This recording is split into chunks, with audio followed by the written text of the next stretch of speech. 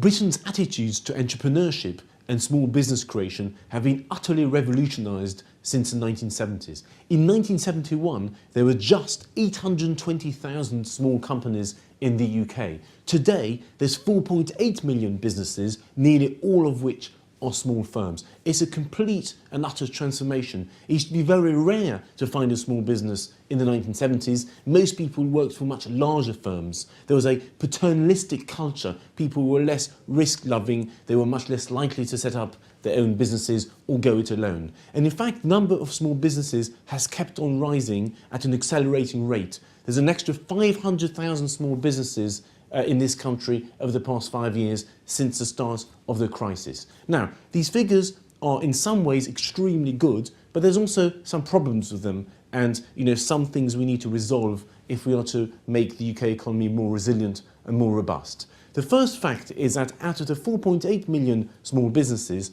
3.6 million are actually sole traders, people who are freelance who work on their own. Now that's great in many ways because it shows that people are willing to work on their own rather than actually be unemployed. It's one of the reasons why the UK labour market is so much more flexible than the Eurozone's labour market. But some of these people, of course, would rather work for larger companies. It's just they can't find the positions, so they've got to go it alone. Part of the increase is regulatory. Some of these big companies don't really want to hire people anymore because of the red tape and the hassle that goes with on-balance sheet staff, so they're more likely to hire contractors. Also, technology has changed dramatically. It's now much easier for people to operate in loose networks rather than in rigid hierarchies. As the work of the famous economist Ronald Coase shows, if the transaction costs of people interacting via the market are sufficiently low, then people are less likely to go and work for big companies and more likely to be self-employed or work for much smaller companies. So that's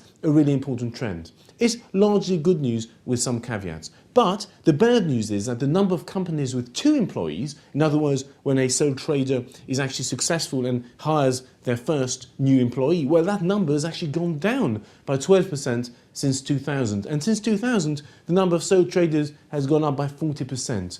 So this shows that the economy is finding it harder for these small firms to start growing. And that's more worrying because when you really want to create jobs and you really want gazelle-like companies, these companies that grow and grow and grow and become the multinationals of the future, well, you need these small traders to suddenly hire a second worker, a third worker, a fourth worker, a 10th worker, a 100th worker. And it seems that that escalator is a little bit broken in the UK right now. We're not creating the opportunities for these firms to expand. So going it alone and being an entrepreneur is actually the easy bit. The difficult bit is to grow from there. And I think those are the sorts of lessons that the government needs to learn. They need to focus more on the ability of firms to grow. So to do that, they mustn't start chucking money at certain favoured industries or trying to favour certain groups of companies such as tech companies, but they need to reduce the overall tax burden. They need to make sure that there's a sufficient supply of talented workers. They need to reduce the red tape when it comes to